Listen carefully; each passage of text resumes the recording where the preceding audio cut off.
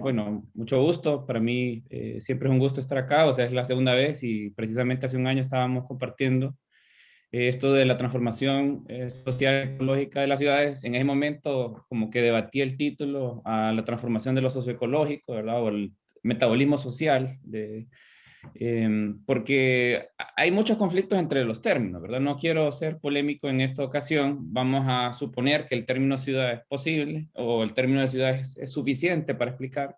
Y también el término de lo sostenible, ¿verdad? Que tengo mis críticas, no sobre la necesidad de que tengamos que ser más eficientes o más responsables, sino por el discurso y la narrativa con que se utilizan y que se venden, ¿verdad? Entonces, lo que ustedes tienen en pantalla es una imagen de una instalación artística que le llamaron el Jardín del Futuro, ¿verdad? No es el jardín que precisamente nosotros soñamos, pero es quizá una aproximación responsable a la condición en que nosotros vamos a estar llegando, porque las cosas no son como nosotros pensamos que son, ¿verdad? No necesariamente son así, aunque el discurso sea así, y eso probablemente nos lleve a girar un poco la mirada sobre aquellas cosas que tienen ciertas ambigüedades que pueden provocar lo que están viendo en la imagen. Entonces, me gustó el título, ¿verdad? Les soy sincero, me gustó todo lo que implicaba el título, porque si lo ponemos en perspectiva, ciudad o la polis, el lugar político por excelencia, es el lugar de encuentros y de decisiones que se toman y que afectan el rumbo de las cosas.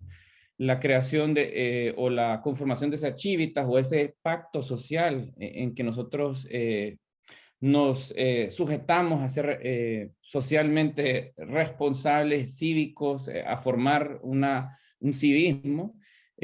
También ciudad implica esa doble significación que proponía Foucault, ¿verdad? Foucault diferenciaba la población, que ustedes lo escuchan a diario, la población tal cosa, y el pueblo. La población es una masa homogénea de personas que no son políticamente conscientes y el pueblo son aquellos que en aras de oponerse a un poder dominante se manifiestan en contra de la población. Entonces es mucho más fuerte el término pueblo en ese sentido que el de población, que nos reduce sencillamente a una masa que está siendo completamente dominada, y también ciudad implica urbanismo o ese proceso de transformación continua en donde nosotros buscamos en más altos estadios a los cuales podemos llegar. Y la palabra posible, pues lo posible indica lo político, es decir, las posibilidades que podemos decidir como agentes activos, agentes de cambio, agentes que somos políticamente conscientes de las cosas que pasan. Posible significa que hay alternativas, que es posible lograr otro estadio, que es posible lograr otra situación, otra condición. Posible también indica que es necesario girar la mirada, voltear a ver otros escenarios, a poder apuntar hacia otros objetivos, y posible significa que hay esperanza, lo cual a mí me cuesta mucho creer, ¿verdad? Pero que tenemos que ser de alguna manera positivos. Lo malo de esta presentación es que primero les tengo que hablar de arquitectura, ¿verdad? No quiero hablarlo como lo hablaría en una escuela de arquitectura, en definir teóricamente qué es arquitectura, pero sí entender por qué estamos hablando de arquitectura cuando hablamos de que otra ciudad es posible. Y es que la arquitectura lo debemos entender sencillamente como aquello que contiene y condiciona nuestro estilo de vida. Es aquello que también forma la manera en que nos relacionamos. O sea, la manera en que nos relacionamos está estrictamente ligada a la forma del ambiente construido, es decir, la arquitectura que contiene el contenido social, ¿no? Entonces, en ese sentido, tenemos que empezar a ver la arquitectura no como un aspecto artístico, no como un aspecto meramente técnico, sino como aquella consecuencia de cómo nosotros planteamos nuestros objetivos de vida y cómo nosotros podemos concordar como ciudadanos en la manera que queremos vivir y que nos queremos relacionar con el ambiente. Aunque también es discutible la idea de que el ambiente y nosotros somos dos cosas distintas cuando somos una misma cosa, ¿verdad? Entonces, en ese sentido, pues hay buenos ejemplos, como también hay pésimos ejemplos, ciudades fantasmas, como se les llama a estas ciudades construidas por el exceso de capital, que sencillamente nunca fueron hechas para ser habitadas y que nunca van a ser habitadas y que sencillamente indican que tal vez la arquitectura ya no es eso que nosotros pensamos solamente para condicionar nuestra forma de vida, sino también para mover capital. Y en ese sentido, pues es lamentable que el mundo se esté llenando de este tipo de edificios, de asentamientos, de ciudades enteras, en África, en Asia, e incluso yo discutiría mucho si los apartamentos que se están haciendo, tantos apartamentos que se hacen hoy en día en Tegucigalpa son o no habitables, o van a llegar a ser habitados.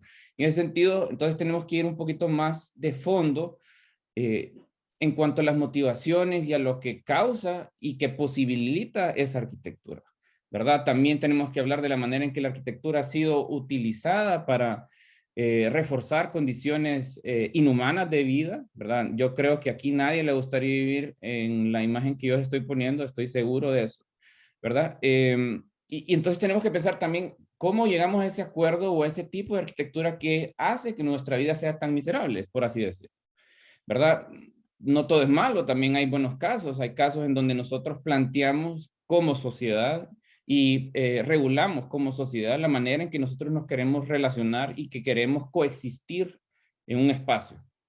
La manera en que ese espacio es habitable, como también en la manera que nosotros decidimos excluirnos los unos a los otros, ¿verdad? Este es el muro de la vergüenza, esto es en Lima, este es un muro que tiene más de 10 kilómetros y es un muro que divide una zona marginal de una zona muy exclusiva. Y en ese sentido, la arquitectura es el mecanismo para lograr esa exclusión. Entonces, no es todo bueno ni todo es malo, pero hay algo que es muy claro en la condición actual de la arquitectura como un elemento transformador de la ciudad. Y es que la arquitectura produce una evidencia material de corrupción. Cuando hablamos de gran arquitectura, ahora estamos hablando de propiedades incautadas de narcotraficantes, no quiero decir quiénes, pero ya saben quiénes son. Estamos hablando de desarrollos inmobiliarios especulativos, cosas que nunca se van a llenar, ciudades fantasmas, desarrollos fantasmas, planes maestros ficticios que solo sirven para mover cartas, ¿verdad? Y lograr otros ajustes biopolíticos y geopolíticos que al final pues marginan y restringen el desarrollo de grandes grupos, ¿verdad? Y lo lamentable de todo esto, y esto creo que tiene un inicio a finales de los 70 con el final del sueño de la modernidad, es que el sector privado se adueñó de la producción de lo público, ¿verdad? Y en ese momento preciso es que empezamos a perder la arquitectura como un sueño colectivo y lo empezamos a ver como un principio de exclusividad. Y eso es muy importante que nosotros lo entendamos, porque si bien estamos hablando de que la arquitectura es esa sustancia o esa estructura que conforma y posibilita la forma en que vivimos y la forma en que nos relacionamos, entonces tenemos que verlo desde dos perspectivas. ¿Es una solución o es un problema? Y si es un problema, ¿quién lo está provocando? Y si es una solución, ¿quién lo está provocando? ¿Verdad? Y entonces acá el gran peligro que hoy tenemos como ciudadanos y ciudadanas es que la arquitectura se volvió un maquillaje de ese mito colectivo que hemos perdido, como dice Maria Kaika, ¿verdad? Estamos viviendo en una época pospolítica, postdemocrática, neoliberal completamente, en donde hemos olvidado cómo soñar alternativas. Ya no existen las alternativas. O sea, las últimas alternativas o los últimos pensamientos o ideas arriesgadas sucedieron hace 100 años, ¿verdad? O sea, murieron incluso antes o durante el movimiento moderno, que es la primera mitad del siglo XX. Entonces, en ese sentido, hemos perdido la posibilidad de soñar otras alternativas. Y ese es precisamente un problema que tiene que ver con que la arquitectura se usa para reforzar el statu quo, ¿verdad? Mientras que el urbanismo o la arquitectura insurgente, ¿verdad? Esas prácticas informales ya no son hechas por arquitectos ni arquitectas, ni por urbanistas, sino por la misma sociedad que, como lo decía Foucault, en el caso de oponerse a una dominación de un grupo marginal, pues se elevan su voz y discuten la realidad, ¿verdad? Entonces, en ese sentido, fíjense lo que dice Swingedo acá, o sea, él plantea que esta posibilidad que no es a causa de la arquitectura, sino de las prácticas insurgentes, posibilita pensar en un nuevo tipo de democracia urbana, un nuevo tipo de bienes comunes. ¿Dónde están los puntos de lucha? ¿Dónde están los puntos de contestación? Los puntos de pelea? ¿Y qué formas podría tener esta nueva democracia urbana para elevar nuestro estilo y nuestra calidad de vida? Entonces, aquí quiero yo, tal vez no llegue a lo socioecológico, pero sí quiero plantearlo desde acá, porque me parece que es una buena base para fundamentar esto. Y pues obviamente, como les decía, vivimos en una época completamente post-política, ¿verdad? Y también una época completamente neoliberal en donde la ciudad ha sido reducida a selfies, a postales turísticas, ¿verdad? Una cosificación de objetos que la gente quiere ver cuando va a una ciudad y que no necesariamente tienen nada que ver con la ciudad. Ojalá pudiéramos regresar en el tiempo y ver Cantarranas hace 100 años y ver qué tanto de lo que estamos viendo hoy de verdad es original y qué tanto representa la voluntad de ese pueblo y qué tanto identifica Cantarranas como un lugar único, valioso, ¿verdad? O sea, sencillamente estamos viendo una mercantilización del espacio, ¿verdad? Y lo más trágico de todo esto es que el espacio público es el nuevo espacio apolítico de nuestros tiempos. O sea, cuando el espacio público fue fundado, se fundó bajo la idea de ser el punto político de encuentro y ahora no es más que un fondo de una selfie, ¿verdad? Y eso es lo lamentable de nuestra situación.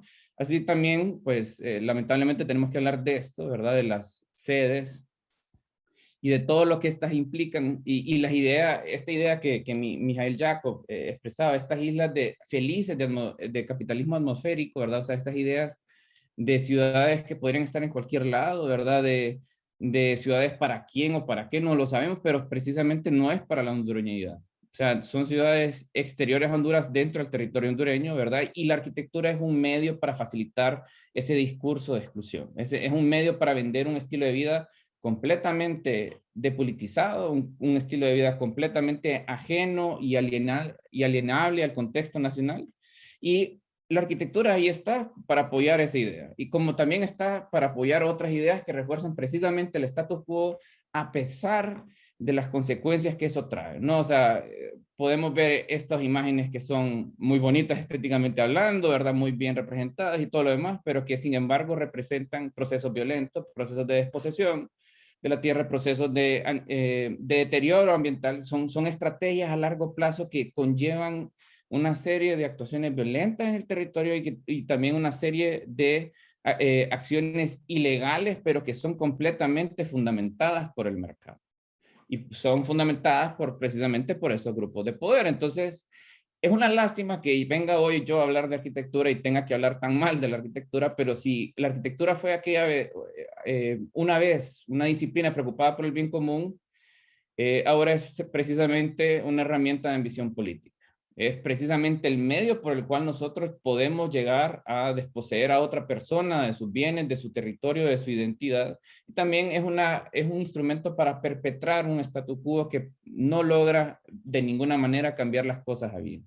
¿Verdad? Y esa idea que también expresaba Mijail Jacob, esas islas felices de capitalismo atmosférico, en el sentido de que parece que todo está bien dentro de esos nuevos proyectos, pero en realidad suponen espacios de control conductual. Son completamente tiranías silenciosas, violencias ocultas, que dificultan la posibilidad de que exista incluso la democracia. Entonces, ¿cómo logramos una nueva ciudad, una nueva urbis o una nueva Civitas, si usted lo quiere ver así? Primero, creo yo que hay que reconocer las diferencias y hay que democratizar su discusión. Me interesa mucho el urbanismo que no está sucediendo por nosotros los urbanistas, sino precisamente por aquellos que en oposición a una fuerza dominante se toman la ciudad como un fondo para manifestar su descontento y que practican cosas que de repente territorializan problemas y que expresan de alguna manera valores legítimos sobre lo mal que están las cosas, sobre cómo son vistos como enemigos del progreso, pero que en realidad lo que buscan es una condición más igualitaria, ¿verdad? Y entonces aquí yo no quiero hablar de sombrías y de rayitas pinta, ¿verdad? Y pinturas bonitas y cosméticas en la calle, urbanismos tácticos banales, sino precisamente de un verdadero urbanismo, un urbanismo que se practica a partir del reconocimiento de las diferencias que radican en nuestra sociedad. Como también yo quisiera que venciéramos esa trampa de la ciudad, ¿verdad? Esa obsesión absurda que tenemos nosotros con la ciudad, de que todo pasa en la ciudad y que la ciudad esto y la ciudad el otro, que la ONU, que los objetivos de desarrollo sostenible, bla, bla, bla, todas esas cosas.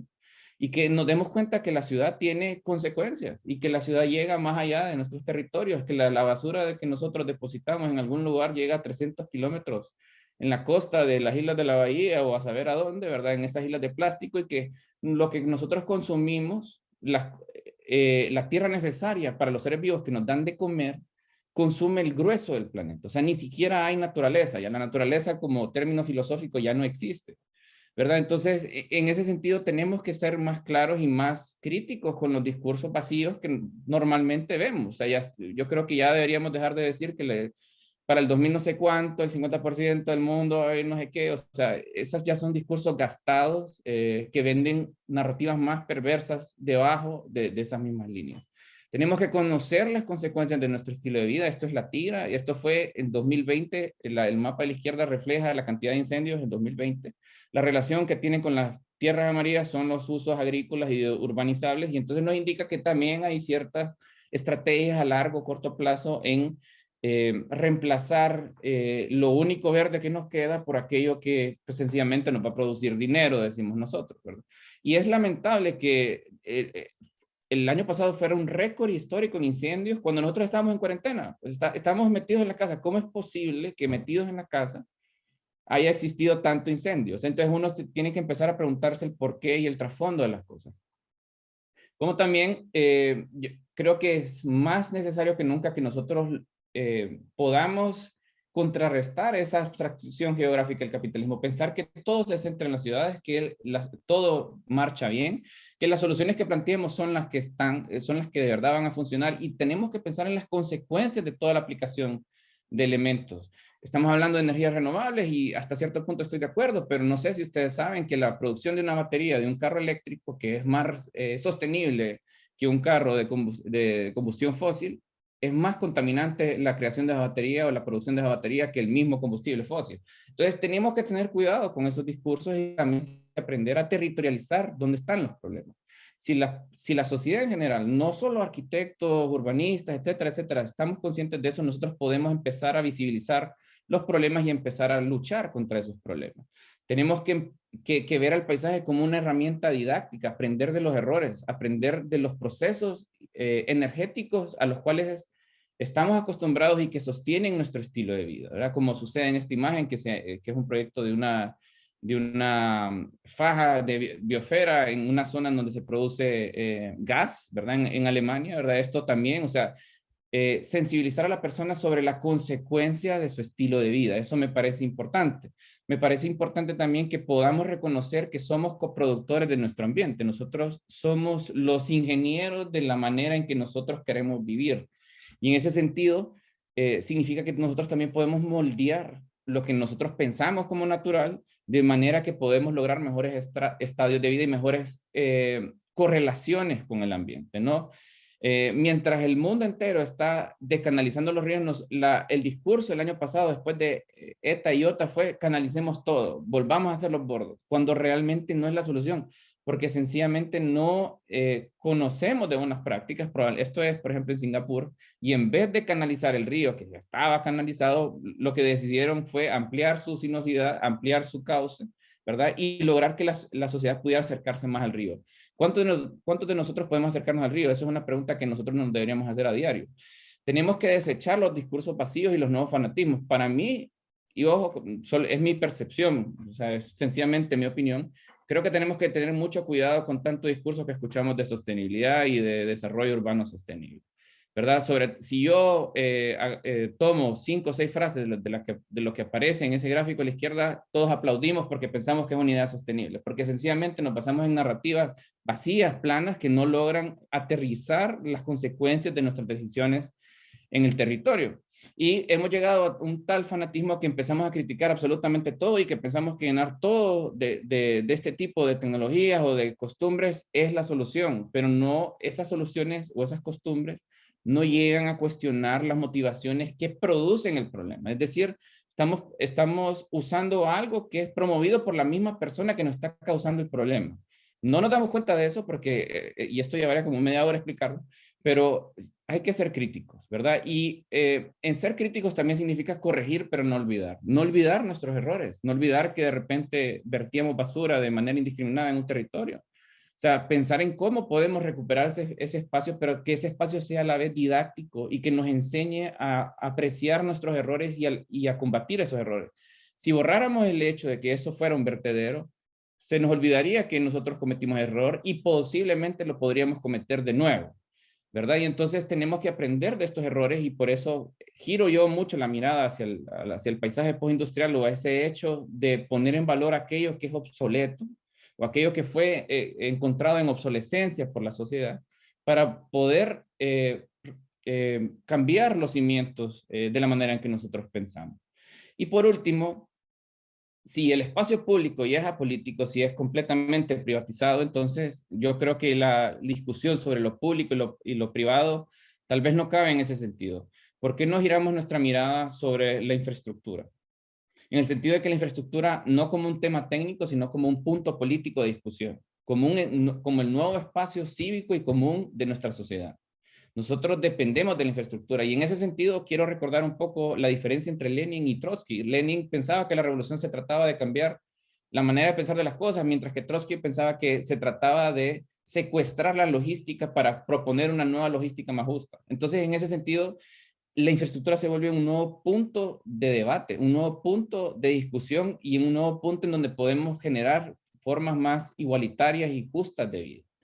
Y de esta manera quiero cerrar la presentación, no sé si me pasé, yo creo que ya me pasé. Quiero decirles que el futuro revolucionario no se concreta en la pericia general, es decir, en el conocimiento general, sino en la socialización de saberes, lo que estamos haciendo el día de hoy. Socializando saberes, creando alianzas, contaminando formas de pensar y generando nuevas conexiones en donde podemos visibilizar nuevas alternativas.